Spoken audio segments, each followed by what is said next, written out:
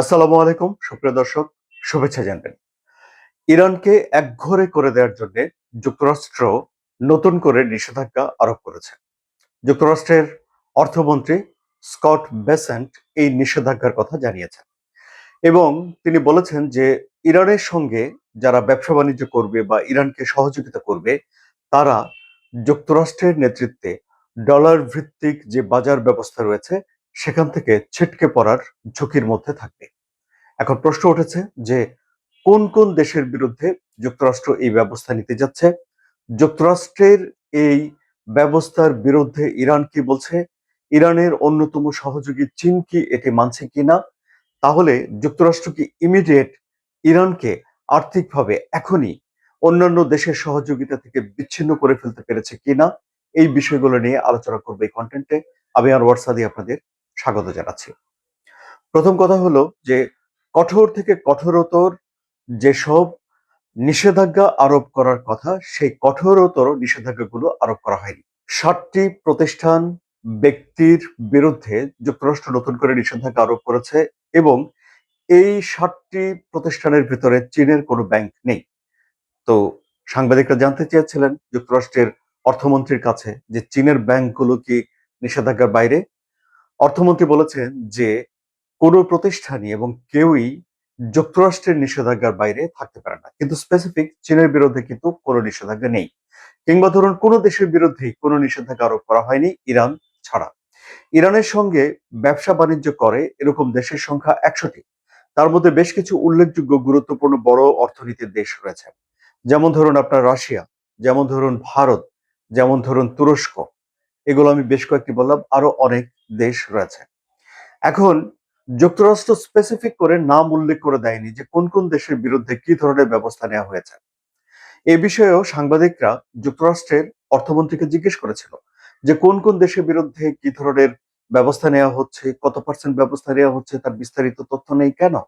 তিনি বলেছেন যে কোন কোন দেশের বিরুদ্ধে ব্যবস্থা এগুলো এখনই বলে তিনি বিশ্ব আর্থিক ব্যবস্থাটাকে ভেঙে দিতে চান না। এটা একটা গুরুত্বপূর্ণ প্রশ্ন। যুক্তরাষ্ট্র কি তার নিজের নেতৃত্বে যেখানে তার আধিপত্য রয়েছে সেই ডলার ভিত্তিক বিশ্ব বাজার ব্যবস্থা আর্থিক ব্যবস্থাটাকে ভেঙে দেবে? তারা কি ১০০ দেশকে এই আর্থিক ব্যবস্থা থেকে বের করে দিতে পারবে, বা বড় বড় দেশগুলোকে কি যুক্তরাষ্ট্র আর্থিক ব্যবস্থা থেকে দূরে সরিয়ে দেবে?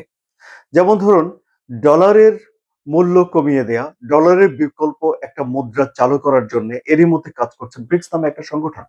সে সংগঠনে ইরান রয়েছে, ব্রাজিল রয়েছে, রাশিয়া রয়েছে, চীন রয়েছে, আরো অনেক দেশ সেখানে যুক্ত হওয়ার জন্য চেষ্টা করছে এবং সেই জোটও বড় হচ্ছে।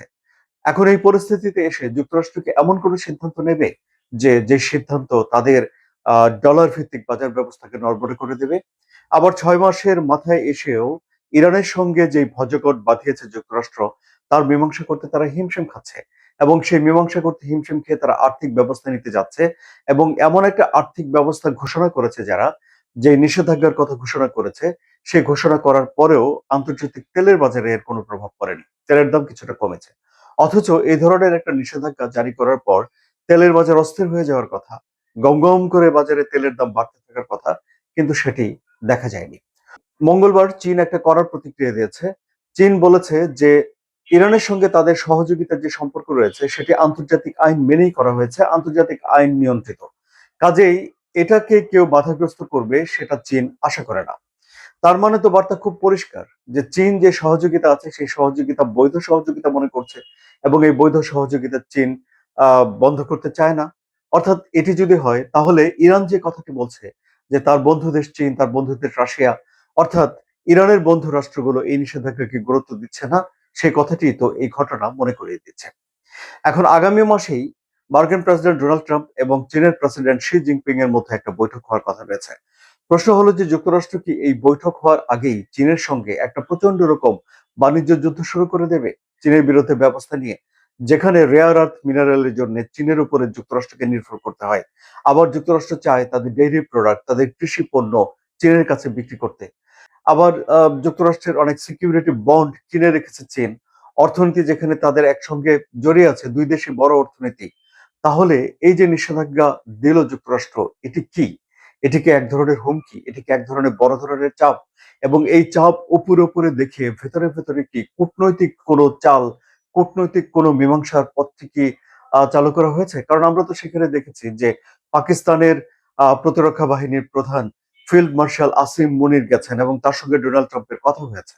পাকিস্তানের তরফ থেকে বলা হয়েছে যে যে আলাপ আলোচনা হয়েছে সেখানে উল্লেখযোগ্য কিছু অগ্রগতি আছে, সেগুলো পরে জানানো হবে। ইরানও বলছে যে হ্যাঁ, তাদের কাছে গেছেন আসিম মনির, কূটনৈতিকভাবে আলাপ আলোচনা হচ্ছে। তাহলে কি একটা প্রচন্ড রকম চাপের পরিবেশ তৈরি করে ইরানকে নমনীয় করে তাদেরকে চুক্তিতে বাধ্য করার জন্য কি এই নিষেধাজ্ঞার বিষয়টিকে সামনে আনা হয়েছিল? বলা হয়েছিল যে এটি এমন একটা নিষেধাজ্ঞা যা পৃথিবীতে আগে কোনো দেশ দেখেনি এবং কোনো দেশের বিরুদ্ধে সেটি ব্যবহার করা হয়নি। আপাতত আমরা দুটো বিষয়ের দিকে সতর্ক নজর রাখবো।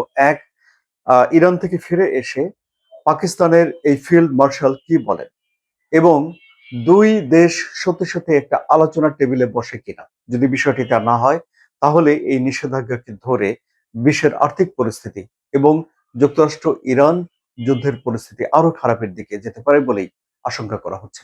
আলোচনা কেমন লাগলো? যদি ভালো লাগে তাহলে সাবস্ক্রাইব করে এই চ্যানেলের সঙ্গে থাকুন, লাইক, কমেন্ট, শেয়ার দিন। ধন্যবাদ।